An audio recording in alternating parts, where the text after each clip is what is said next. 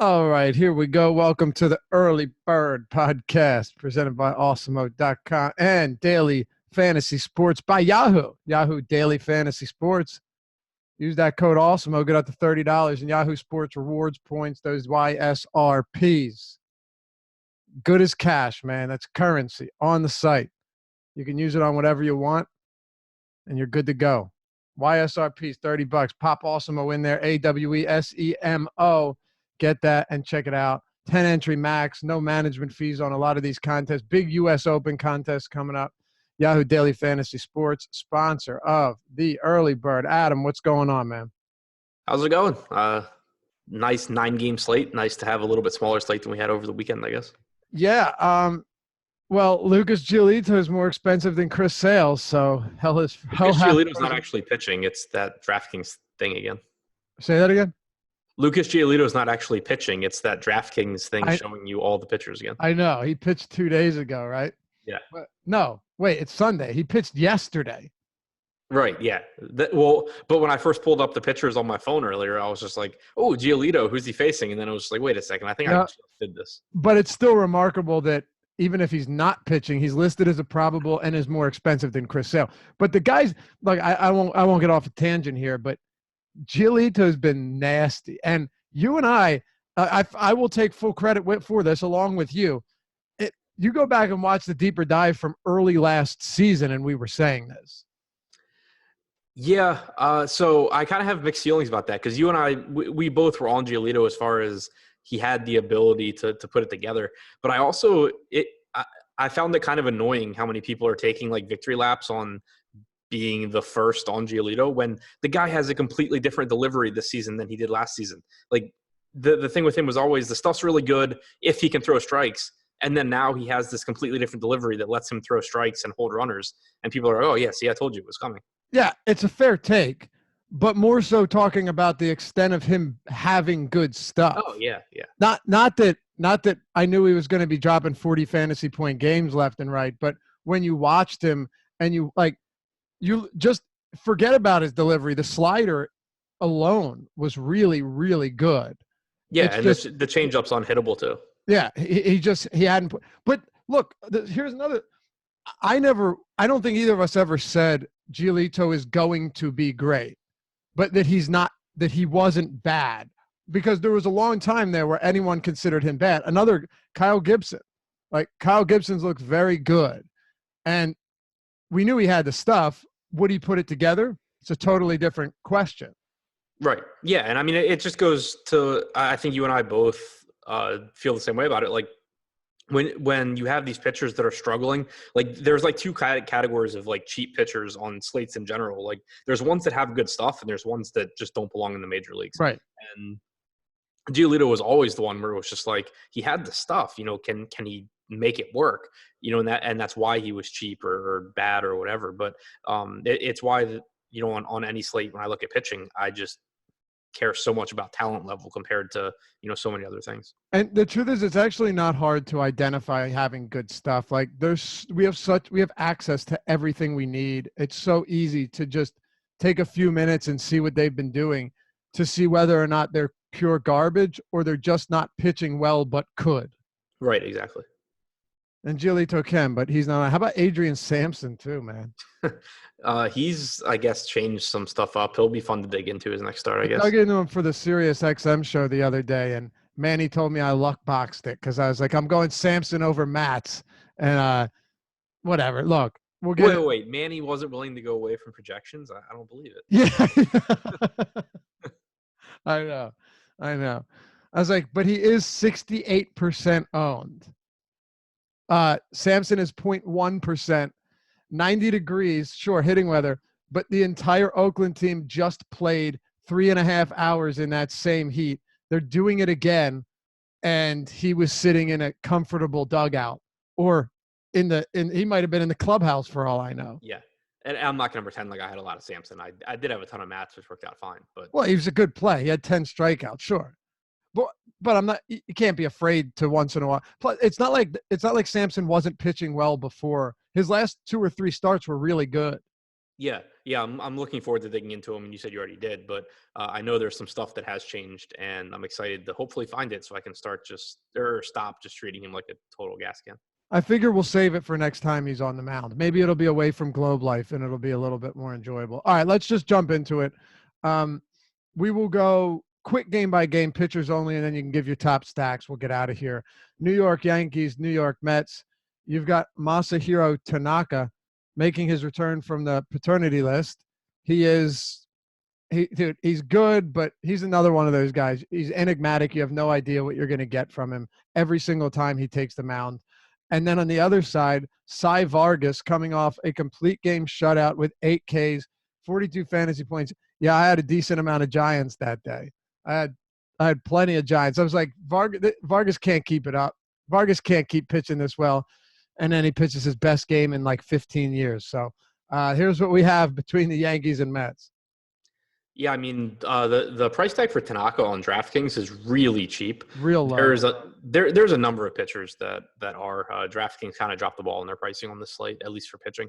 But 7,900 for Tanaka against a middle of the road team like the Mets, it takes away a lot of the risk that you get. Normally he's been priced to where it's like, if this is Tanaka from the past, it's a good price. If it's Tanaka that doesn't get strikeouts anymore, it's a bad price. Now it's like, if it's Tanaka that doesn't get strikeouts, it's where he should be. And if it's Tanaka that he has been his whole career and that he probably will be going forward, he's clearly underpriced. So I like Tanaka here.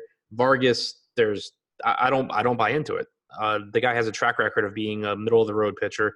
He's not. I can't find anything, at least as of right now, that he's doing substantially differently than in the past. I'm not going to get too excited because he had a good start against the Giants. The Yankees have almost a 6 implied run total. He's $300 less than Tanaka. Just no interest in Vargas. Yeah, no, not what's not. If I'm going to go to either of these guys, give me Tanaka at basically the same price. Yeah, and before, I mean, we haven't gotten there yet, but just looking at the next game, Vargas is $500 more than Jared Eichhoff. Right, which is ridiculous. Let's get to that next game. Philly and Arizona. Eichhoff on the side on the Diamondbacks bump. You've got Taylor Clark. Taylor Clark, it's funny because he had a couple of outings where I was watching and I'm like, he doesn't look terrible. And then he'd come out the next inning and look absolutely terrible. I don't know what to think of Taylor Clark right now. I do know what to think of Eichhoff. He is the perfect definition of a guy that does have good stuff and is yet to – I think I actually said to you once on Slack, I said, man, this guy's got good stuff. And you said, yeah, he's good. I said, I don't know if he is. I don't know if he's good yet. I don't know if he is or he just has good stuff that hasn't come to fruition. But the last few starts for him have been pretty ugly after a really great start to the year. What do you think of him? Mild interest here. On one side, you have Arizona, who's much better against left-handed pitching. And it makes sense because they have a lot of righties in their lineup. Ketel Marte is better from the right side. Eduardo Escobar is fine from either side. On the other side, you have a lineup that probably is going to have 4 lefties in the top 5. And Eichhoff has always been better against righties. There's 2 things about him. He's better against righties, and his strikeout numbers go through the roof when he's at home, which he is in this game. But that's continued this year where he has only struck out 19.2% of lefties. He's allowed a 328 ISO. He's allowed a 391 WOBA, only a 323 xWOBA to his credit, but still giving up a ton of power. It's a scary spot, but I think the price tag makes it reasonable, especially when you consider that Jared Dyson isn't likely to take him deep. David Peralta is a great play. Ketel Marte is average from the left side. But it's an okay spot. If you were more expensive, I wouldn't be interested. Where he's at, I think he's reasonable. Okay. What are your thoughts on a guy like Taylor Clark? I think he's bad. I'm not impressed by his minor league numbers. I'm not impressed by what he's done so far in the majors. He has been okay against righties so far this year, but he's only thrown 137 pitches. The Phillies are just a good enough offense where I'd side with them against, over Clark, particularly the lefties, which they only have a couple, but Harper and Bruce. Harper in particular now on DraftKings, $1,100 less expensive than Jay Bruce. That's amazing. A little bit crazy. That's amazing. Yeah. I don't think Clark has the stuff to take advantage of Harper. His big holes this year have been with sliders and with fastballs up in the zone. Taylor Clark gets lit up on his fastball and doesn't even throw a slider. So I really, really like Harper here. Yeah, so do I. And the temperatures have been very friendly as far as hitting goes at Citizens Bank Park. You're looking at this one on Monday, almost 80 degrees here. It's going to be 87% humidity. Not bad for hitting at all. And I'm with you. I think Clark can get knocked around here for sure. More righties than lefties, but still a couple solid lefties. I'll even throw Caesar in there as a perfectly reasonable play, assuming he continues to lead off with McCutchen out for the season. Boston and Texas, Chris Sale, Mike Minor. I know you mentioned before the show that there could be some weather here, but obviously a spot for Chris Sale that is unavoidable once again against the Rangers team that against lefties has been subpar to bad this year. And he just, I get that he was really, really cheap last time out. What was he, like 90 with 10-6? 10-6. They've moved him up $300. He scored 50 points and he jumped $300. Ridiculous.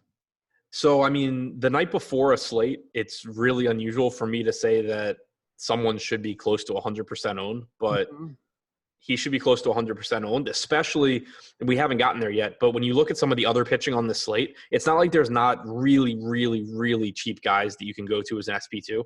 You can roster Chris Sale and still spend like $17,000 to $18,000 on pitching on DraftKings. On FanDuel, he's priced, a bit better, but their hitting pricing is so weak that you can do whatever you want.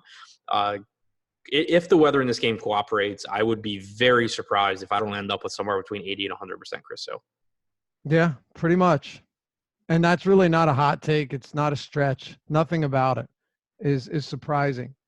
He is like, there's absolutely nothing wrong with him. And there's no if you're going to be pricing Scherzer and Cole above 12K now, Sale's got to be up there with him. He has. Don't forget Mike Soroka. Mike Soroka at 11.6. Yeah, exactly. How crazy is that, man? By the way, he did exactly what we said he was going to do. Yep. What, a good game with not a lot of strikeouts and no ceiling. Yeah, they tried to let him get the complete game. He gave up like a leadoff walk or hit or something, and they pulled him. But it was almost like that 35-point game with 4 strikeouts that like he has to have. Yep, and he got 29 fantasy points with the win. Right. And 8 innings. Yep. And 1 run and only 3 hits. So, meanwhile, Chris Sale went complete game with or no, that was a different slate. But Garrett Cole, I think, had like 14 strikeouts. Yeah, Garrett Cole had like 40-something points. And Jacob deGrom had 26 at $2,000 less. Exactly. So there, you have that. Mike Minor against Boston. Hey, this Boston team, by the way, those bats have been quiet lately. I mean, it's not like you're taking a small sample, but Yanni Chirinos, Ryan Yarbrough, Blake Snell went in there and got back on track. They're quiet, man, and no JD has not necessarily helped them either. Yeah, I mean, if JD's out, obviously it's a boost for Minor. It feels like, and I'm not looking at his game logs, but it feels like Minor has had a tough matchup like every single start this season. And half of them are in Texas. Right. It's like every single time he's on the slate, I'm just like, man, I would roster Minor, but this matchup sucks, but I don't want hitters against him either. That's pretty much how I feel here. I mean, Mookie Betts at 4,500 on DraftKings is another egregious misprice. If you're looking for hitters in cash, I can't imagine you're not starting with Mookie and Harper. You should be clicking in Sale, Mookie, Harper, and then going from there probably. But at the same time in tournaments, he's going to be really popular because he's Mookie Betts and he's 4,500. It's not like it's an easy matchup against Minor. I think that in tournaments, I'll probably end up underweight on Boston. Okay. Yeah, I wouldn't be against that at all. I almost guarantee I will be. Tampa Bay and Oakland, Charlie Morton, and on Oakland, Tanner Anderson. You have a number of guys on this slate that haven't pitched yet at the major league level this season. So I guess we'll see. Actually, no, I'm sorry. Is DraftKings doing that? Yeah, they are. I should have known. I was going to ask because they did it last time Brett Anderson was supposed to pitch. They made it Tanner Anderson. Yeah, I was looking at the bottom. I just scrolled down and I saw like 3 that had nothing, and then realized they're all on the White Sox. And DraftKings doing that thing where if there isn't a pitcher, starting pitcher, probable pitcher, they list literally every. That is so annoying, man. There's another site that I look at that has him listed as the starter, but they did last time. That has who? Brett Anderson also. That has who as the starter? Tanner Anderson. No, he's starting. Oh, he is? Okay. I'm talking about when I said there are a number of guys that haven't pitched this year. I see. Yeah. They're all from the White Sox. So it is actually Tanner Anderson today because he was listed on a couple of sites as the starter on, I guess, the 7th, but it was Brett Anderson, and they just had the wrong Anderson. The reason, because Brett Anderson just pitched a day or two ago. Right, I know he pitched on Friday. Yeah, so it is. Let's see here. Let's see if we can at least get some certainty here. Athletics will promote Anderson from AAA Las Vegas to start Monday's game against the Rays. So, yeah, that's what we've got here. Tanner Anderson on the mound for the Oakland Athletics. And on the other side of this one, you've got Charlie Morton, who has been really good this year. But once again, even at well, you know what? Let me ask you where you're at on Morton, because he's below 10K and he's been very expensive in certain starts. I don't think I'll get to much because for a couple of reasons. For one, Oakland doesn't have a ton of strikeouts in their lineup. They're a right-handed heavy lineup, which actually takes strikeout potential away from Morton. He struck out 35% of lefties since the start of last season compared to 24% of righties. And most importantly, he's still only $1,000 less than Sale. And there's a ton of really, really cheap pitching. So it's not like it's difficult to find that $1,000 to Sale. And I think Sale's just clearly far and away better than everyone. It's just not even close. Right. It really isn't. It's not close whatsoever. And for anyone listening who, like, the first thought is, oh, he's so obvious, I want to get away from that. Jacob deGrom was $9,600 and 40% owned on DraftKings. That's insane. Right. People just don't. There are so many people saying, I can't play a popular player, that you're better off just playing the guy. Right. Totally ignoring the idea that he's one of 10 players in your lineup. Right. And especially, I mean, we're talking about pitching here. Like hitting, if someone's over 30%, you can fade him all day and that's fine. But pitching, they're so much more projectable, and people just won't play the popular guy. Just play Sale over anyone. And I know pitching at times, especially high-end pitching this year, has not been as reliable as we'd like. Still far less volatile than hitting. Yep. So you have that. What are your thoughts on Miami and St. Louis, Sandy Alcantara and Michael Wacha? This game is in Miami. I'm assuming Wacha is going to be really popular, and I don't think that it's – I mean, I think he should be. Like, he's 6K on DraftKings. He's facing Miami in Miami. That's probably too cheap, but also this guy has been absolute garbage this year. He's not good, man. Right. I've thought for the last couple of years he wasn't actually good. Me too. And he's finally just fallen off the cliff. He was demoted to the bullpen. They brought up, I don't remember his name, Cabrera, who was dog shit like we thought he was going to be, like he was at AAA. So now you have Wacha back in the rotation until Ponce de Leon takes over his job again, probably. But he happens to be facing Miami at 6K in the meantime. So I think that he's fine. He's probably where you can look for cash games. In tournaments, though, you have Kevin Gausman at 6,400 and you have Joe Musgrove at 5,200. They are both just like infinitely more talented pitchers than Michael Wacha is. So I would rather go to those guys in tournaments and just save my Wacha for cash games. Yeah, and the thing is, the one thing that's brutal is it's not like Wacha's been good against righties. He's been terrible. He has one good pitch, and it's his changeup, which he throws half. He throws it 14% to righties, 28% to lefties. It's the only good pitch he has. He's gotten absolutely lit up by righties. I'll tell you what. I'll tell you right now. I will probably have some interest in Miami. Just cheap Miami bats once again. I get it. It's not fun, but if Wacha's one of these guys that's going to be super chalky, like it's funny. You talked about DeGrom and Sale. Like those are guys that I don't care what they are at those prices, you play them. Michael Wacha, just because he's cheap doesn't mean I think you need to work him into every lineup, because the truth is he's not very good. It's still Miami, but he's still not good. So one of these is going to play out, and I don't think either one of these has a distinct advantage, meaning I don't think Wacha, is 70% likely to succeed in Miami, only 30 in a case like this. I don't. Right. The difference is the raw points. For Waka, he's underpriced and he can easily get you 12 to 14 points to where it's Sure. fine for his price tag, but it's not a needle mover in tournaments. And knowing he's gonna, or assuming he's gonna be popular, especially, it doesn't change anything. Whereas the difference with like an underpriced DeGrom and an underpriced Sale is they're almost locks to pay off their price tag, and they can go get you 40 plus fantasy points, Right. and Or that's 50 like really we saw valuable. the other Yeah, day. exactly. And that's really valuable in terms of raw points. Whereas, if you get 15 points from Michael Waka, yeah, he was 6K, but that's still a roster spot that scored 15 points, and you need to make up for it elsewhere to win a tournament. Do you have any interest in Alcantara? Sort of. I do Um, too. Facing a lot of righties, good park. He's been Yeah, good. the thing that takes me off of him is the pricing on some other guys. Like you have Kevin Gossman for 500 less. You have Joe Musgrove in a tough matchup, but $1,700 less. That makes it a little bit tough, but I think that Alcantara is fine. He struck out about 20% of righties this year, 317 expected WOBA, an ISO just shy of 100. He's a good enough pitcher. I just don't know how much I'll get to at that price tag relative to other guys. Another one of those guys that's better in real life than he is for fantasy purposes. Yeah, I think he'll be a good fantasy pitcher like a couple years from now. Yeah. I actually don't disagree with that. And again, the park isn't going to hurt him here. He will get a lot of righties. What are your thoughts on Atlanta and Pittsburgh?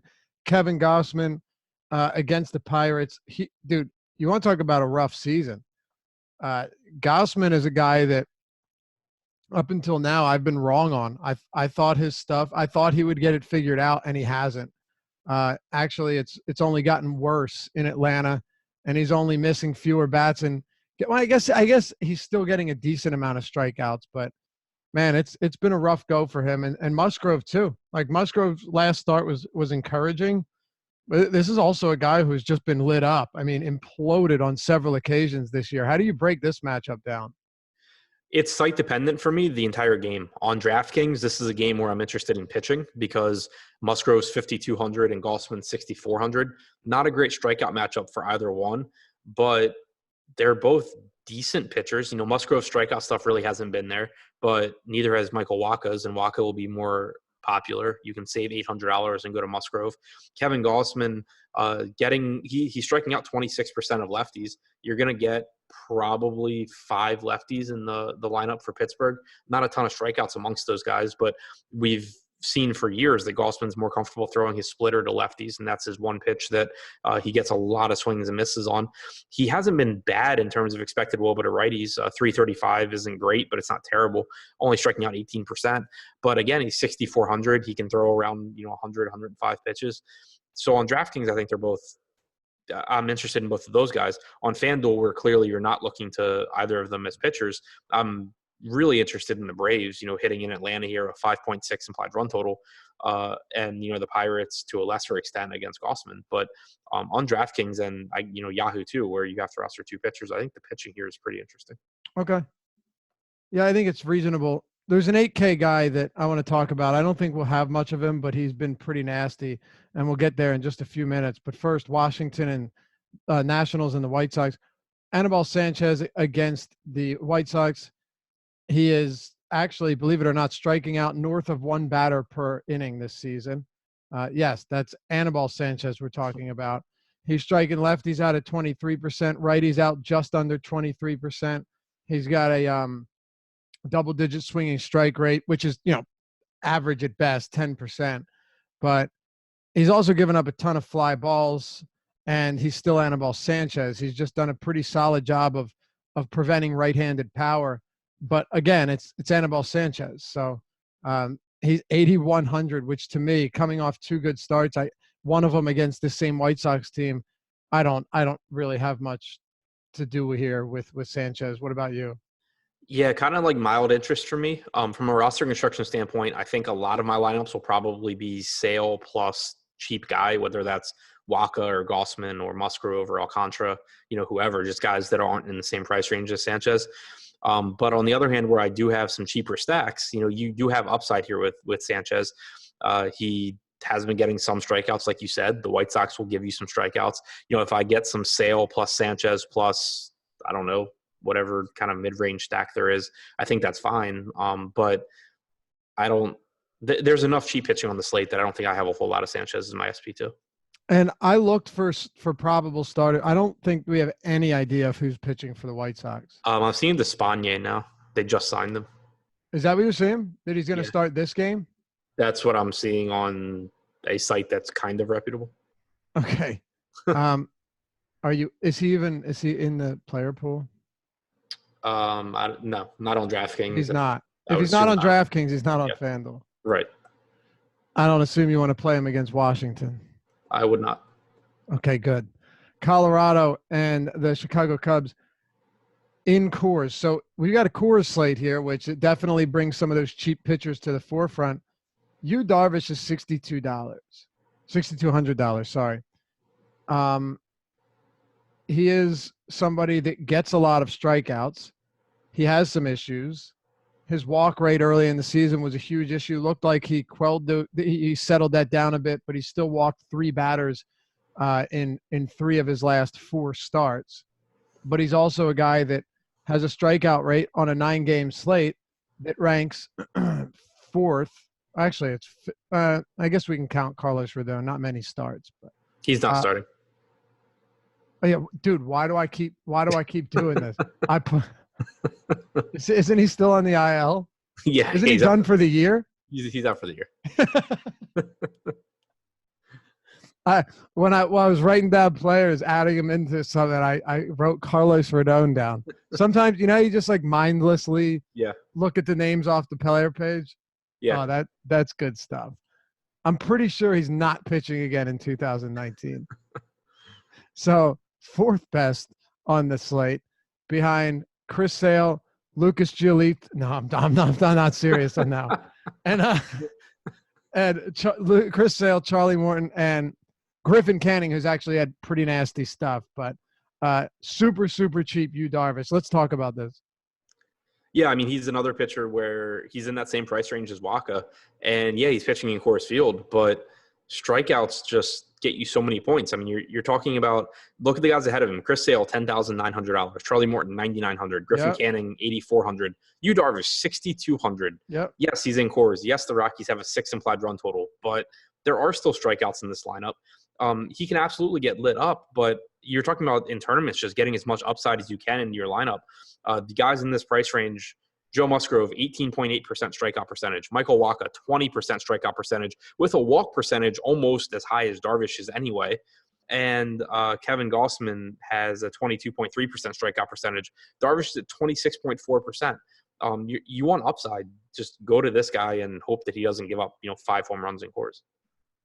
Yeah, and he could. It's not to say that he can't, but he's the same price as Michael Wacha. So I'll take chances on a guy like Yu Darvish, because even if Michael Wacha only allows 1 run, there's a very good chance that he still only has 13 fantasy points. Right. So if Wacha, let's say Wacha goes 6 innings and Darvish goes 6 innings, Wacha allows 1 run. How many runs would Darvish have to allow to score as many points as Wacha? 4 or 5. Yeah. 4 or 5. Yeah, I think so. He can still get strikeouts. I mean, I just think it's too cheap. When Robbie Ray's priced at $8,200 in Coors, I'd say the exact same thing. Yep.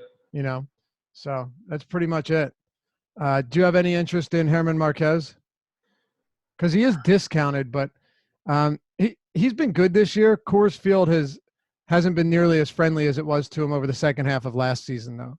Yeah, and it's just so tough on this particular slate with the pricing the way it is. Like 8,700 Marquez, he's cheap for his talent level, but we're also, halfway through June, and we're talking about a guy with a 23.5% strikeout percentage. I know. It's not like he's striking everyone out, and he's always, even going back to last year, he's been much worse against lefties in terms of strikeouts than righties, and you're going to have, probably 4 lefties in the Cubs lineup. It's not like it's a right-handed heavy lineup. It's in Coors, and you're just getting – for the money, you're getting more upside going to like a Yu Darvish for $2,500 less, and I clearly prefer Sale over him for $2,200 more. So it's just really tough to get to Marquez unless, kind of like I was saying with Sanchez, it's a lineup where you just happen to have the money for him to fit in. I think you would agree with me that he has a very good slider and curve, right? Yeah. So and fastball, he has great stuff. Oh yeah, for sure. But this is what I find really crazy. He has a 13.2% swinging strike rate. It is third on this slate. And you're like, well, maybe he doesn't do a good job of painting corners. He has a 33.5% called plus swinging strike rate, basically the same as Chris Sale. Take it a step further. His whiff rate on his slider and curveball, his two most used pitches are off-speed pitches, are 22% on the slider, 26% on the curve. So the 23% K rate, in my opinion, is very strange given how often he misses bats.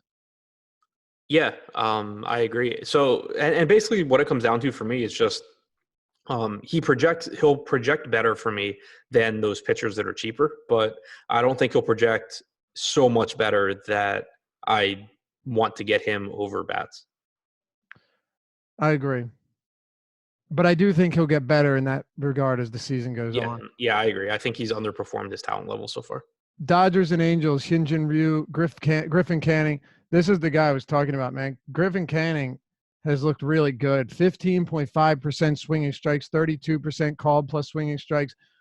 Just watch this dude pitch, and you'll see exactly what I mean when I say he's got really nasty stuff. 30% strikeouts against lefties this year, 24% against righties. He's faced, just shy of 80 lefties, 83 righties. But it is definitely a tough matchup against the Dodgers. He's not that expensive. But you've got Canning and Hyun-Jin Ryu here for the Dodgers. What do you make of this matchup? Yeah, I mean, brutal matchup for Canning going against the Dodgers. He's in that same price point, the same price range with Marquez and Sanchez, where I don't think I get to that price point a lot. Sanchez clearly the worst pitcher out of the three, but has the best matchup. Marquez has the middle of the road matchup and is probably the best pitcher. And then Canning's in like the middle pitcher with the worst matchup. I just don't think I get there a lot. It wouldn't be surprising if he holds the Dodgers to a couple of runs, but I would be surprised if Canning actually put up enough points in a tournament for me to wish that I had him at 8,400. The other side, Ryu's been excellent this year. I think that it's just tough to get to him on DraftKings at $400 less than Sale because the strikeout matchup against the Angels is much worse than the strikeout matchup against the Rangers. The strikeout stuff for Ryu is much worse than Sale strikeout stuff. Ryu, from a DFS standpoint, has to get deep in the games, has to give you those 8 or 9 innings with 0 or 1 run allowed. And when he's priced nearly the same as Chris Sale, it's really tough for me to want to do that. On Yahoo, he's $52 and Sale is $59. So that's a little bit better price gap, but again, I'd still just rather get the Sale. The only place I think that I have some interest in Ryu is probably on FanDuel, and that really just comes down to how good their hitter pricing is. I agree with you. There's no way I can get to him as good as he is. Like you can't argue being contrarian with Ryu against a team that strikes out at 2% collectively. Like it just doesn't make sense. Yeah, and I mean, also he's such a good real life pitcher because his walk percentage this year is 1.7%. Crazy. Right. And he's only struck out 24.1%. You obviously on sites that deduct points like DraftKings for walks and hits, that's valuable, but it's still not as valuable as a guy like Chris Sale, who, if you exclude his first 4 starts of the year, where God knows what was going on, he struck out 40+%. It's just, Ryu can walk a few more guys. If he strikes out more. Like I'll take Sale's 6% walk percentage with a 40% strikeout rate over a 1% walk percentage with a 24% strikeout rate. What's your final thoughts on a guy like Griffin Canning? I just can't see getting to him against the Dodgers. Yeah. I think a really likely outcome is something like 16 points where he gives up a couple of runs. The Dodgers don't do great, but you just don't need him at his price point. It's not like he's priced down for the spot. Right. All right. Top stacks. What do you got? Yankees against Vargas. Phillies against Clark. I'm with you if you need a cheap stack. Waka's just terrible. Like I'm not saying that Miami scores 10 runs or anything, but Waka's terrible. On sites where I don't need Musgrove, I like Atlanta. All right. Yeah, look, Miami's not good, but stuff happens. And sometimes you just have to roll the dice on a bad team. Plus, if you wanted to, you could pay for 2 top pitchers, and I think that'd be super contrarian. Yep. Honestly, even if one of them sail, because you still have a Coors slate. But this kind of feels like a Coors slate where if you faded it, it wouldn't be the end of the world. Yeah, I mean, I do think the Rockies have massive upside here because Darvish gives up home runs, he gives up stolen bases, Sure, he walks guys. Like he can absolutely implode against the Rockies. Yeah, he can. Yeah, so I mean, obviously we were all on Darvish, and it's because he's really, really cheap and has strikeout upside. But he's a very polarized option here. Yeah, and I shouldn't say fade, but I do think I'll have less Coors than normal as a whole, as a collective. And the last thing I'll say before we close it out, and I'll go ahead, finish your thought. You were going to say something. I was going to say I'm not even sure that I want to go that far. I could see where I'm overweight on the Rockies and just every non-Rockies lineup has Darvish or something. All right, reasonable enough. Also, that Washington, depending on what this White Sox starter looks like, if it's Despaigne, Washington could be a very viable stack, and that team is rounding into form as they get healthy. All right, that's doing it for us. By the way, if you want to get 50% off your first month at awesomeo.com, the ownership projections, player projections, the top stack tool, which is fantastic, articles from Adam and myself, the deep dive that we write each and every day, so much more. Fantasy Cruncher add-on, the lineup builder, and content for every sport that they have to offer from a DFS standpoint. We've got content. Use the promo code EARLYBIRD to get 50% off your first month, and hit us up in the Slack chat when you do. We'll be happy to show you around. All right, thanks for listening. As always, good luck, Adam, and I'll catch you back here tonight on the Deeper Dive, 5 p.m. Eastern Time. Peace.